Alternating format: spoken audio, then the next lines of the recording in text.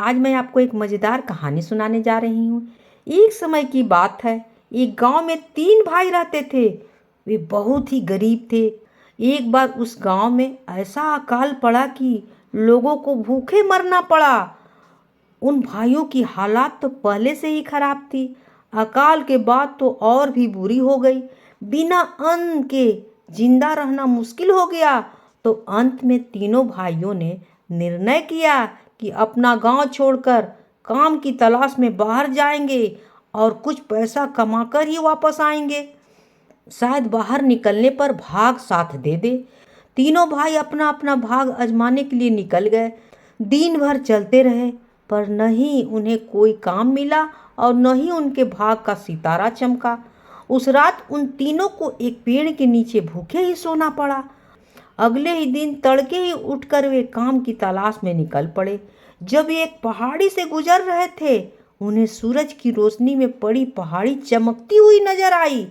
तीनों भाई जब उस पहाड़ी के नजदीक पहुंचे तो उन्होंने देखा कि यह पहाड़ी तो चांदी की है। उनमें से सबसे बड़ा भाई बोला, मुझे अपनी चाहत की चीज मिल गई है। मैं इसमें से खूब सारा चांदी अपनी चादर में बांधकर वापस अपने गांव जाकर चैन की जिंदगी जीऊंगा। शहर में जाकर अपनी जिंदगी बर्बाद करने से क्या फायदा। इतना कहकर उसने अपनी चादर खोली और जितना चांदी चाहा उतना भर लिया। उतनी ही चादर में भरकर वापस अपने गांव जाने के लिए तैयार हो गया। पर बाकी दोनों छोटे भाइयों ने आपस में इनकार कर दिया, क्योंकि वे अपने बड़े भाई से बेहतर पाना चाहते थे।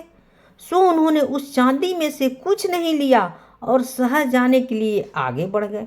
दोनों भाई पानी पी रहे थे, क्योंकि खाने वाली कोई चीज खरीदने के लिए उनके पास पैसे ही नहीं थे। इसी तरह वे 2 दिन और अपने भाग की तलाश में चलते रहे। 2 दिन बाद जब वे एक जंगल में गुजर रहे थे तो उन्होंने कुछ चमकती हुई चीज नजर आई। जब उस चमकती चीज के पास जाकर दोनों ने देखा तो पाया कि वो सोने की पहाड़ी है।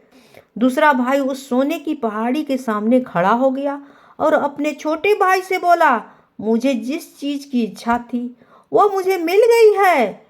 अब मुझे कहीं और नहीं जाना है। मैं इसी में से कुछ सोना लेकर अपने गांव वापस चला जाऊंगा और गांव में ही एक सुनार की दुकान खोलकर आराम से शांति की जीवन व्यतीत करूंगा। इतना कहकर उसने भी अपनी फटी हुई चादर जमीन पर बिछाई और उसमें से जितना सोना आया उतना उठाकर अपने गांव की ओर चल दिया। सबसे छोटा भाई बोला, चांदी और सोना, इन दोनों में से मुझे कुछ नहीं चाहिए। मैं अभी और अपने भाग का आजमाना चाहता हूँ। शायद मुझे तुम दोनों में से कुछ और बेहतर मिल जाए। इतना कहकर उसने अपने बड़े भाई से विदा ली और शहर की ओर चल पड़ा। चलते चलते उसे 3 दिन बीत गए तो वह एक घने जंगल में पहुंचा। जंगल इतना बड़ा था और घना था कि उसे बाहर निकलने का रास्ता ही नहीं मिल रहा था। वो भूखा प्यासा उसी जंगल में भटकने लगा। उसने एक ऊंची से पेड़ पर चढ़कर देखना चाहा कि इस जंगल से बाहर जाने का रास्ता कहाँ से है, पर उसे पेड़ों की ऊंची ऊंची चोटियों के अलावा कुछ भी दिखाई नहीं दे रहा था। भूख के कारण उसका बुरा हाल हो रहा था। पेड़ के नीचे उतरते हुए वह ईश्वर से प्रार्थना करने लगा कि काश यहाँ कुछ खाने को मिल जाता। बिना कुछ खाए पिए तो वह मर ही जाएगा। उस समय उसे एक पेड़ के नीचे एक मैले से कपड़े पर कुछ खाने को सामान रखा हुआ दिखाई दिया। पहले तो उसने अपनी आंख पर विश्वास नहीं हुआ, पर जब उसने नजदीक जाकर देखा तो सचमुच ही खाने का सामान था। इस जंगल में खाने का इतना अच्छा सामान देखकर वो हैरान रह गया।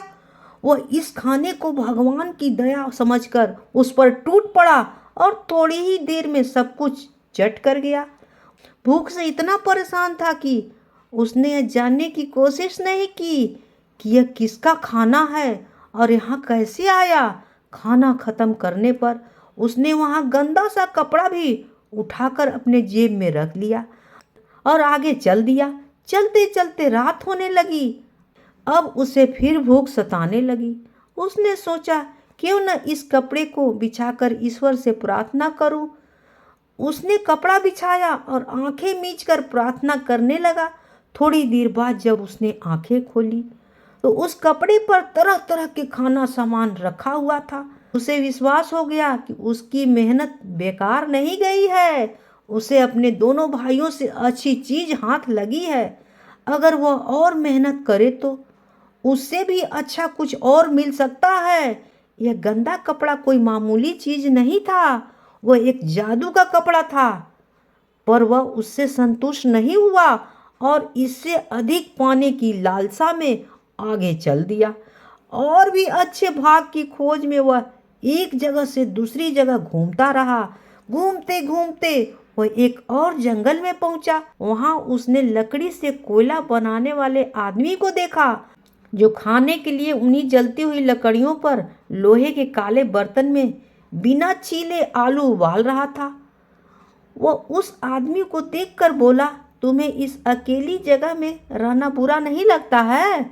रोज रोज उबले नमकीन आलू खाने से तुम्हारा मन नहीं भरता है? हमारे लिए तो सब दिन एक से हैं।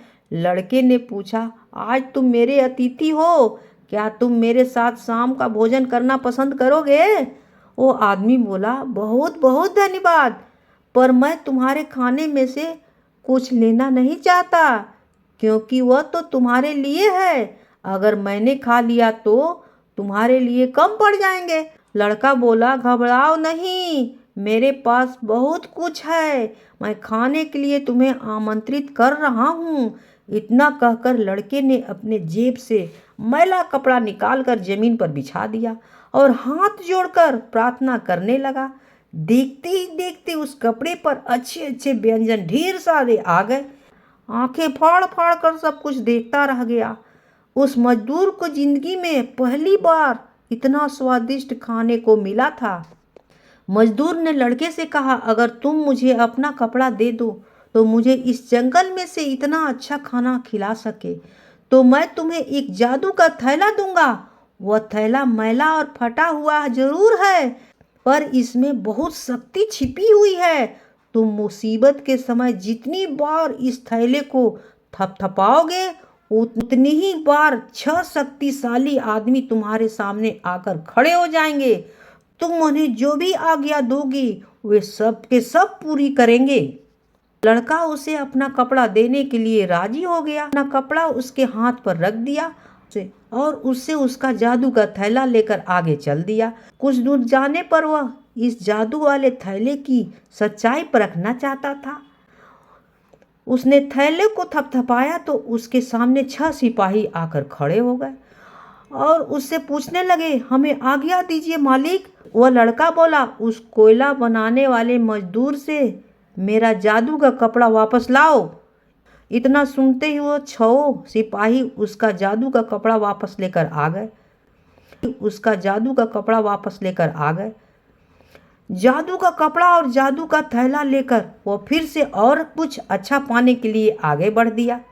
जादू का कपड़ा और जादू का थैला लेकर वो फिर से और कुछ अच्छा पाने के लिए आगे बढ़ दिया। लड़के के पास जो थैला था और मैला कपड़ा था, यह बात राजा के पास तक पहुंच गई।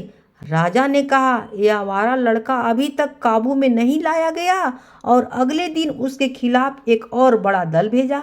उसने राजा को इस बारे में बता दिया और राजा ने अपनी बेटी से कहा, आवश्यकता पड़ने पर सब कुछ करना पड़ता है। यदि मैं शांति चाहता हूँ और अपने सिर पर मुकुट बचाए रखना चाहता हूँ तो मुझे तुम्हें उसको देना ही पड़ेगा। शादी का जश्न मनाया गया और उस लड़के की और राजा की बेटी की शादी साथ में कर दी गई।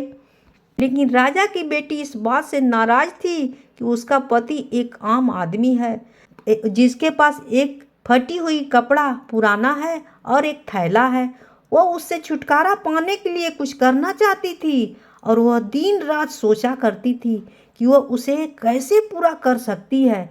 फिर उसने मन ही मन सोचा, क्या यह संभव है कि उसकी अद्भुत शक्तियाँ थैले में हो?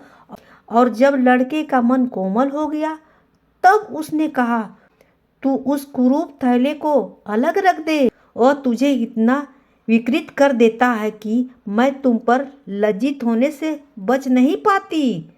उसने कहा, यह थैला मेरा सबसे बड़ा खजाना है।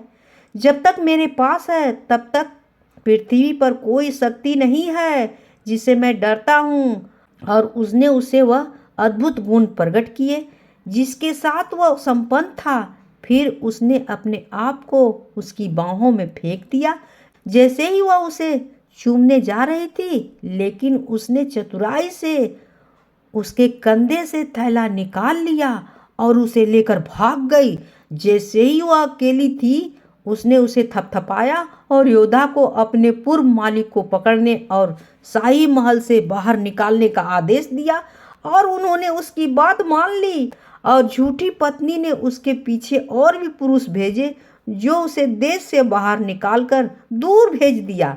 मुश्किल से वह घर की ओर लौटा और सब कुछ नष्ट कर दिया, और राजा की बेटी खुद आकर दया की भीख मांगने के लिए मजबूर कर दी। और उसने अपने आप को एक राजा से शादी की और खुशहाल जिंदगी जीने लगी। कहानी होती है समाप्त।